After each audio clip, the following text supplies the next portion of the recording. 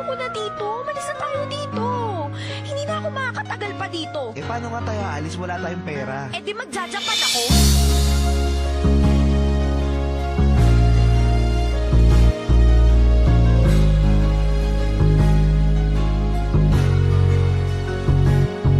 Isang babaeng itinuring kong asawa. Kahit hindi kami kasal, ay nagpasya na kaming magsama at mabuhay sa pamamagitan ng pagkanta. Kahit hindi sapat ang kinikita naming halaga, kaya kami ay nagpasya na manirahan sa Maynila. Dahil kailangan namin ng mas malaking kita, nagtiis kaming umupa sa mainit na lugar. Dahil yun lang ang kaya ng aming perang napundar. Tumagal ang ilang araw at halos isang buwan. Napapansin kong ang hirap ay di mo na matagalan. Kaya nung minsan ay may nang alok sa iyong mga ibang bayan. Para sa ating pangarap di ka na nag-alinlangan. Lahat ginawa mo upang ika'y payagan ko. Nagtiwala ako sa sinabi mong hayaan mo. Isang taon lang ako doon, hindi ako magtatagal. At pagbalik ko pangako tayo ay magpapakasal. Kung nasaan ka man, lagi mong tandaan na may naghihintay sa iyo at umaasa.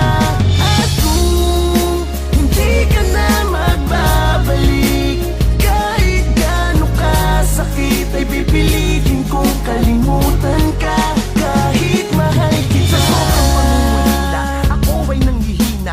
Dahil sa chat at sakam na lang tayo nagkikita. Hanggang sa ang ating komunikasyo'y naging madalang. At tumagal pa nga sa'kin, ika'y laging wala ng paramdam. Ganun pa man ay ginawa ko ang lahat. Ako'y nagsikap upang sa'yo ay di maging pabigat. Di ko na malayan na 3 taon na ang dumaan. Kaya ako ay nagpasya na sa Japan ika'y sundan. Upang tulungan ka sa pag-abot ng ating pangarap. At sa aking pagdating, ikaw ang una kong hinanap. Agad akong nagtungo kung saan ka nagtatrabaho. Nung makita kita, ang laki ng iyong pinagbago. Niyakap kita't wala akong oras na inaksaya. Ngunit ramdam ko na para bang hindi ka masaya. Laking gulat nang ang aking kamay ay iyong tinabig. At sinabing pag-ibig ko'y sa iba na lang ibalik. Kung nasaan ka man, lagi mong tandaan na may naghihintay sa iyo at umaasa.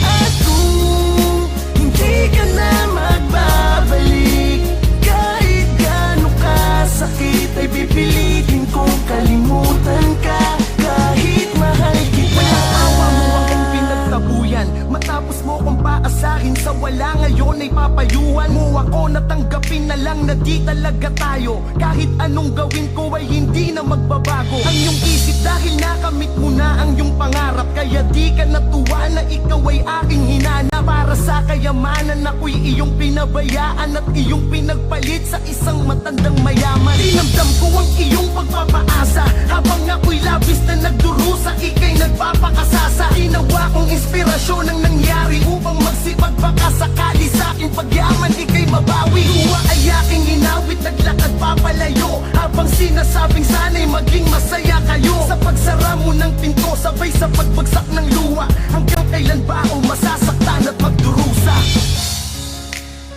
Ganun kadali? Hindi mo ba nakikita, Benjo? Maginhawa na ang buhay ko. Nakukuha ko ng mga gusto ko, natupad ko ng mga pangarap ko. Hindi pa ba maliwanag sa'yo yun? Ayoko na bumalik sa masikip at mainit na lugar natin sa Pilipinas. Ayoko na makaranas ng kahirapan. Ayoko na, Benjo.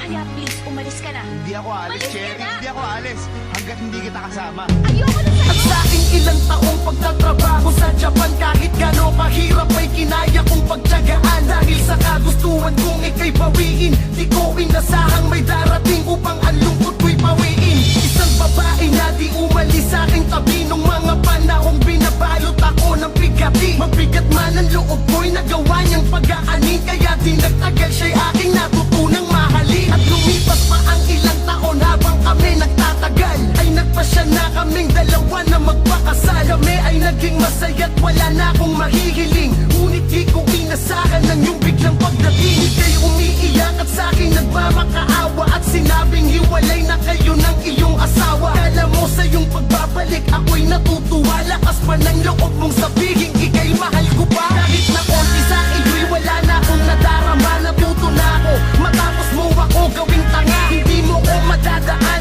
sa mga pagluwa mo. Hindi lahat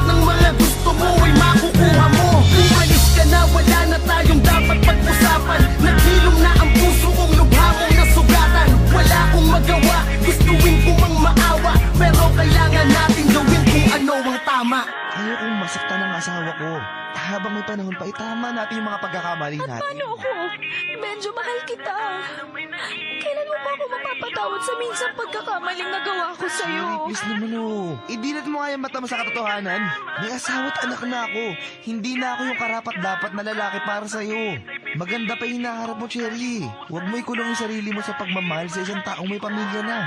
Pero hindi naman ako naghahangad ng higit pa sa'yo, Benjo. Ikaw lang yung gusto ko. Akin ka dapat ako dapat yung asawa mo. Tayo dapat ang may masiyang pamilya. Mahal ko na si Lerma, Cherry. At ang pamilya ko ang pinaka-importante sa buhay ko ngayon. Sana, sapat na dahilan na yun para tumigil ka na. I'm sorry for everything.